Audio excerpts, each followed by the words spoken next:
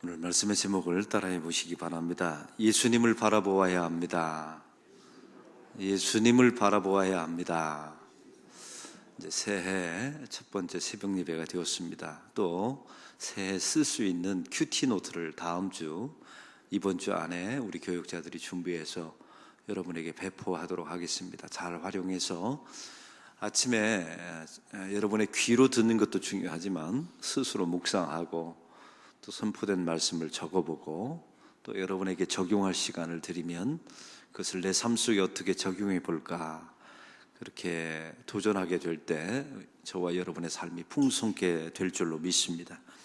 골로새 교회를 공격하는 가장 두 가지 대표적인 이단들이 있었습니다. 첫 번째는 유대적 율법주의라고 말씀드렸죠. 율법은 하나님의 선물이지만 율법을 지켜야만 구원받을 수 있다라고 말하는 것은 이단이었습니다. 행위로 구원받을 수 있다.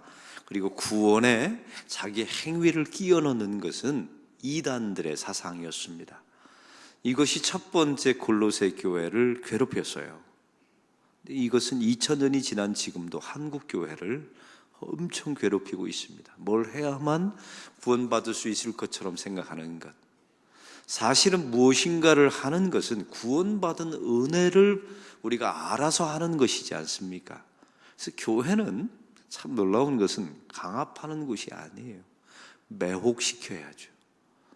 그리고 엄밀하게 말하면 은혜 받은 것만큼 일해야 부작용이 없어요. 근데 교회 안에 실컷 일하고 나서 그 수많은 부작용을 보면 받은 은혜 이상만큼 일하기 때문에 그렇습니다. 그래서 목사로서 항상 강조하고 싶은 말이 그래요. 받은 은혜만큼 일하시라고. 그러면 어떤 분이 그래요. 목사님, 다 손 놓으면 어떻게 합니까? 손 놔도 괜찮아요. 하나님이 일하십니다. 여러분, 그 말은 하나님, 제가 이게 이제 구원의 가장 중요한 교리이기 때문에 그렇습니다. 내가 받은 은혜 없이 일하면 결국은 유대적 율법주의자가 돼버리고 그런 사람들이 예수님을 십자가에 살해해버리는 주범이 되거든요. 그런 길은 가지 말아야 되지 않겠습니까? 또한 두 번째는 영지주의였습니다. 하늘의 것은 소중히 여기고 땅의 것은 무시해버리는 죄송합니다. 영은 소중히 여기면서 육은 멸시하는, 이것은 기독교의 신앙이 아니었습니다. 우리의 육체는 하나님이 거하시는 성전이라고 말하죠. 이 영지주의에서 나온 두 가지 분파가 있었는데 그것은 신비주의와 금욕주의였습니다.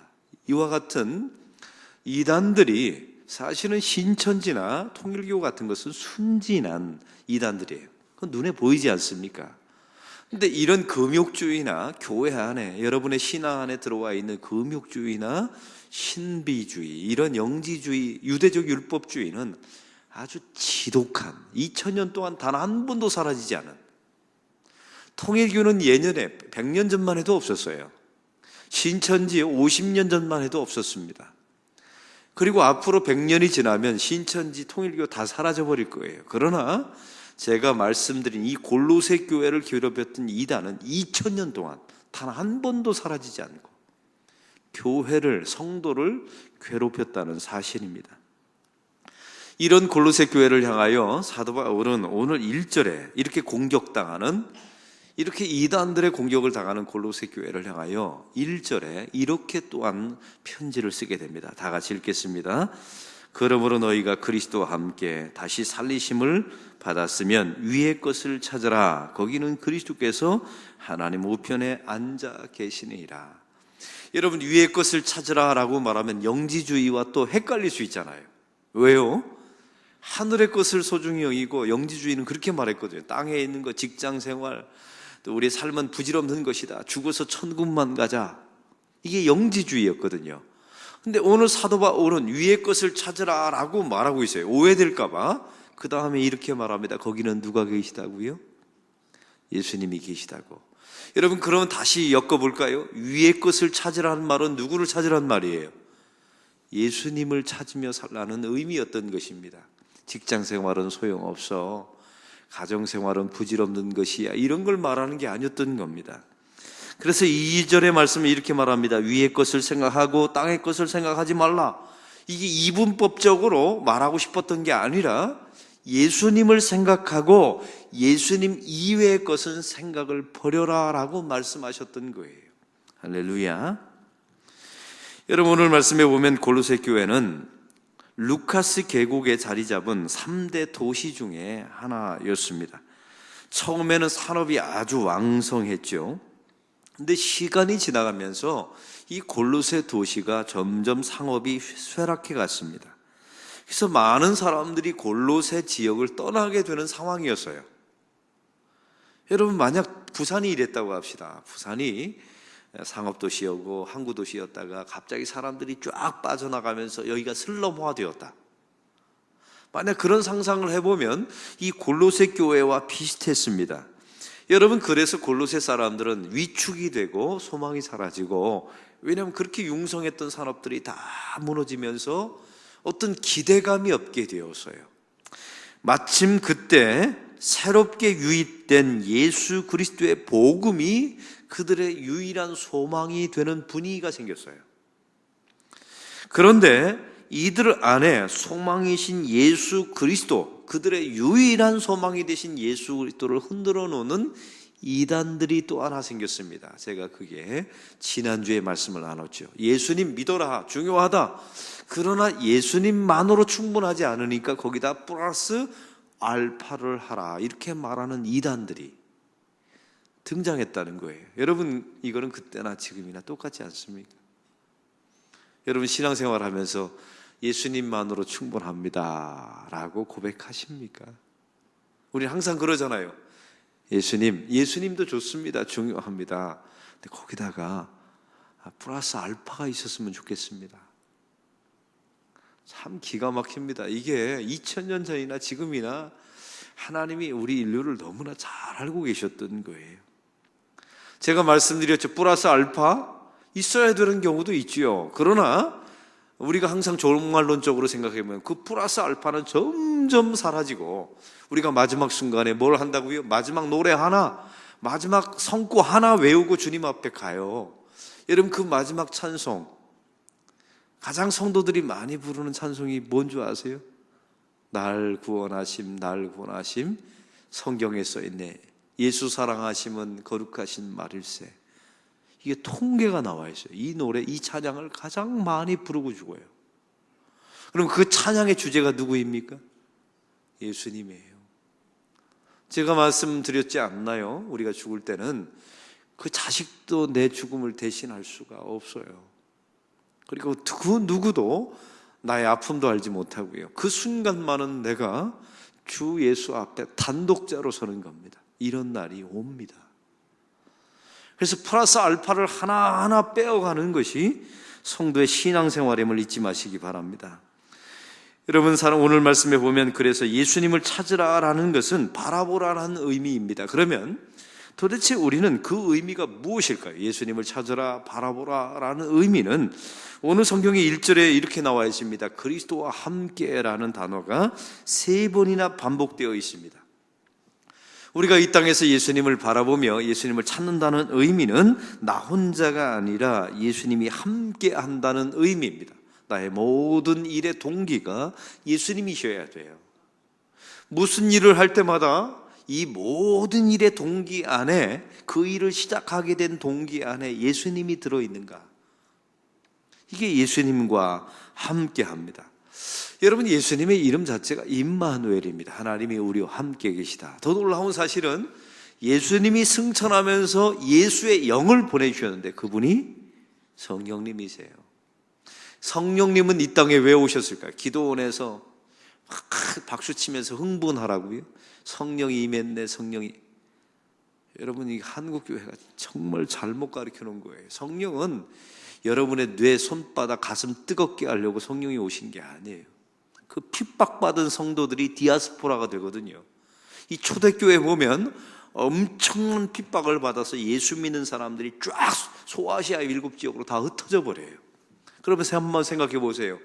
그 육체적으로, 물리적으로 흩어져 버린 그 수많은 하나님의 백성들, 사도들을 공간과 시간 제약 없이 동시에 언제나 변함없이 만나줄 수 있는 방법은 딱 한 가지밖에 없어요. 뭐예요? 뭐예요? 영으로 오시는 겁니다. 육체를 가지신 예수님이 사실은 부활하신 후에 한 번 나타나셨죠. 문이 다 닫힌 후에 한 번 나타나셨어요. 그것도 한두 번이지. 여러분 매일매일 죄 짓는데 주님께서 벽을 통해서 여러분 나타나면 심장마비 걸립니다. 다. 지금 뭐 하고 있냐? 이렇게 말하면 안심입니까? 불안입니까? 한번 여러분 대답해 보세요. 여러분 매일매일 삶 가운데 우리가 매일 짓는 죄 가운데 야, 뭐 하고 있냐? 주님께서 옆에서 와서 물으신다면 대부분 심장마비 걸릴 거예요.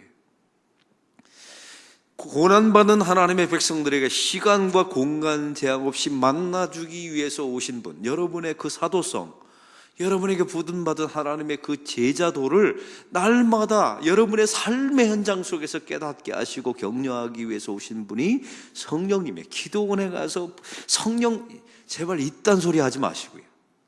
여러분 왜 기도원에 가서 성령을 받아야 합니까? 성령은 여러분의 치열한 삶의 상황 속에서 그곳에서 하나님의 백성들의 정체성을 지키라고 오신 분이 성령님이세요. 할렐루야. 그걸 항상 잊지 마시기 바랍니다. 어제 우리 교인들이 연초에 감림산 기도원을 가셨다는 이야기를 들었어요. 귀합니다. 여러분 새벽벽두에 기도원에 가서 기도하는 것은 얼마나 소중합니까? 그래서 은혜를 많이 받았다는 이야기도 들었습니다. 저한테 가도 됩니까? 라고 묻더라고요. 그래서 얼마든지 갔다 오시라고. 그런 건 괜찮아요. 그러나 기도원에서만 가서 성령을 받았다. 이거는 이미 병든 겁니다. 왜? 성령님은 기도원에 가서 받으라고 오신 분이 아니에요. 삶의 현장 속에서 그 직장 안에서 양육강식이 벌어지는 누군가를 죽여야만 내가 살 수밖에 없는 그 강압적인 세상의 분위기 속에서 여러분의 하나님의 백성됨을 지켜내려면 그곳에서 성령님과 교제하셔야 돼요. 왜요? 성령님은 그러라고 오셨으니까요. 할렐루야. 내 가정 속에서 오늘 예배를 드렸죠. 은혜 받고 뭔가 될 것 같죠. 근데 집에 가보니까 내 남편이 하나도 안 바뀌어 있어요. 집에 가면 퍼질러 자고 있거든요. 내 삶의 문제는 하나도 해결되지 않는 문제를 보면서 많은 사람들은 절망합니다. 왜? 내 삶의 현실은 안 바뀌어 있으니까요. 그러니까 성도들이 다 어디로 다시 기어 올라와요? 맨날 교회로 기도원으로. 왜? 거기 가면 뭔가 마약 주사 맞는 것처럼 계속 무엇인가를 흥분시키거든요. 근데 자기 삶의 현장에 가서는 하나도 안 바뀌어 있고. 왜? 자기가 받은 은혜와 말씀을 삶 속에 적용시켜야 되거든요. 그리고 그 삶 속에서 성령과 교제하면서 그 성령의 음성을 들으면서 내 삶 속에 변화가 일어나야 되잖아요. 일어나고 성령께서 우리에게 오셨고, 그래서 성경은 우리에게 말합니다. 위의 것을 바라보라. 예수님을 생각하고 바라보라. 그것은 예수의 영이신 성령님을 우리의 삶 속에 매일매일 교제하고 살아라. 그래야 삶의 현장 속에서 살아남을 수 있다. 할렐루야. 이걸 말하고 싶었던 겁니다. 골로새 교인들에게 말이죠. 또한 오늘 성경 1절에 말합니다. 다시 살리심을 받았으면 우리가 그리스도와 함께 죽었고 그리스도와 함께 살았습니다. 여러분 이제는 예수님 덕분에 살았기 때문에 예수님을 찾으며 살아야 된다는 의미입니다. 왜냐하면 예수님이 우리를 살리신 분이기 때문에 그래요. 또한 오늘 성경의 3절은 이렇게 나와 있습니다. 다 같이 3절 읽겠습니다. 이는 너희가 죽었고 너희 생명이 그리스도와 함께 하나님 안에 감추어졌습니다. 여러분 이 말씀에 그 세번역 성경이나 이렇게 원어를 해석해 본데 이렇게 나와 있습니다. 하나님 안에 감추어져 있다는 말은 하나님 안에 내 생명이 하나님 안에 있을 때만 내 생명이 보장되어 있다라는 의미예요. 한번 따라해 봅시다. 하나님 안에 내 생명이 보장되어 있습니다. 그럼 이걸 다시 말해 볼까요? 하나님 밖에 있으면 여러분의 생명은 보장되지 못한다는 의미예요. 우리 예수님을 바라보고 예수님과 함께하고 교제하고 그 예수의 영이신 성령님과 날마다 교통할 때 여러분의 생명은 보장되어 있다는 거예요. 그러나 이렇게 하지 않으면 무차별적인 공격을 받아 보장될 수 없다는 겁니다. 나 책임 안 진다는 거예요. 저는 목욕탕에 가면 항상 들어갈 때 은혜 받는 문구가 있어요.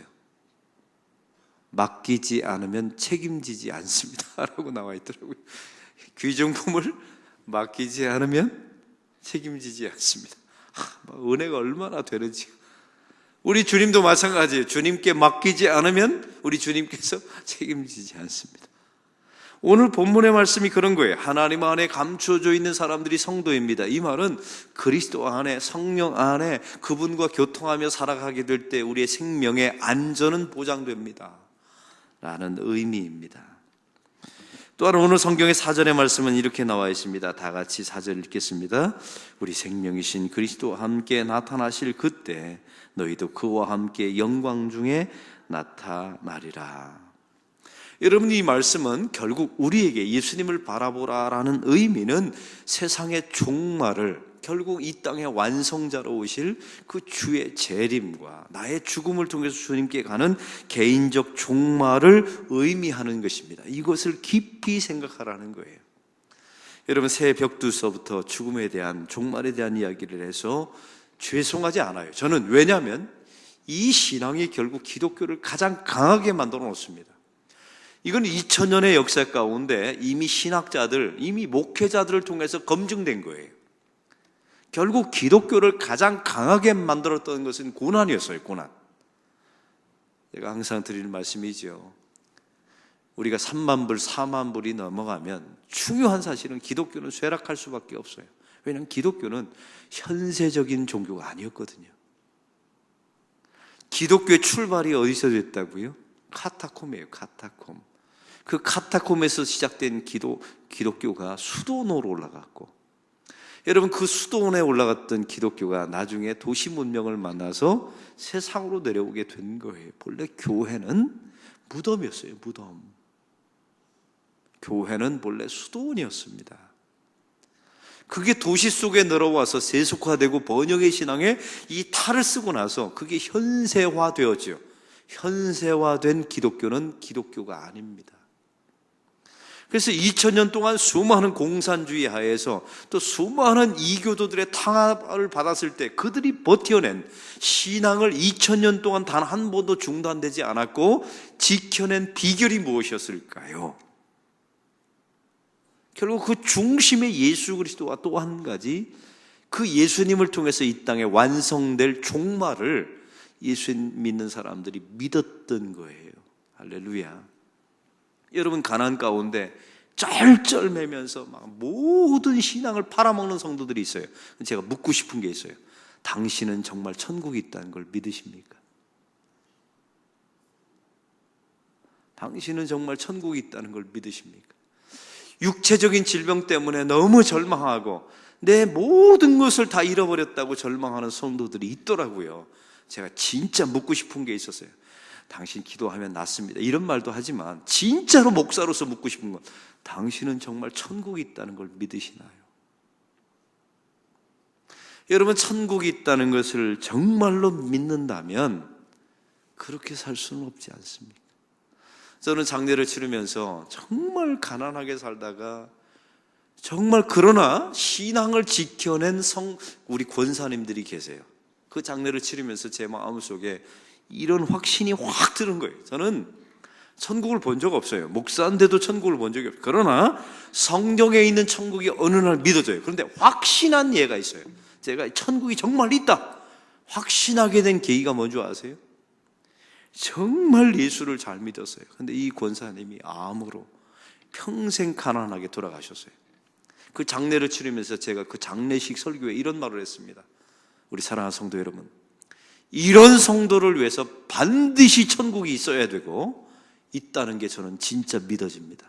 이 땅에서는 누리지도 못하고 예수는 잘 믿고 건축헌금 내고 이 땅에서 이렇게 헌신하고 살았는데 이런 사람에게 천국이 없다면 저는 예수 진짜 안 믿을랍니다.